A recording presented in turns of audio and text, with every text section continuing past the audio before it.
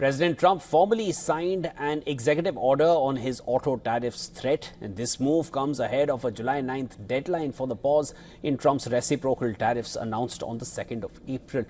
Now, despite promised blowback from Europe, Trump formally raised steel and aluminium tariffs to 50% from 25% on Tuesday. The move by the president raises trade tensions at a time when the U.S. is locked in negotiations with numerous trading partners over his so-called reciprocal duties before a July 9th deadline. While those tariffs have been deemed by the U.S. Trade Court to be illegal, they remain in place as litigation over them proceeds. The steel levies aren't implicated by the rulings. Still, the latest trade volley from the White House may eventually become a pattern leaders world over have come to understand, one in which Trump makes outsized threats and even follows through for a brief period of time, only to back off from it. There are way too many U-turns in Trump's administration. Wall Street calls it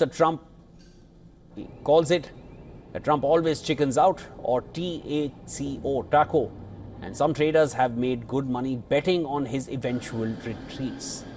Now, the problem is that Trump's strategy is causing global indigestion.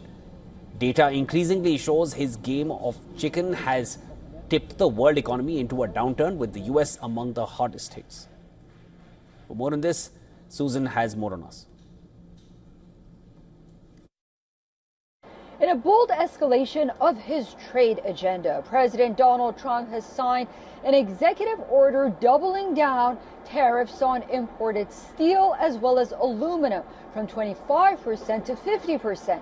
The White House says that this move is essential to protect national security and revive American industrial bases, especially amid rising tensions with countries like China and surging metal imports. Critics warn that the tariffs could ultimately raise costs for U.S. manufacturers and worsen global trade disputes. However, President Trump and his administration insist that it's about putting American workers first and ending what he calls decades of unfair foreign dumping in core industries like steel.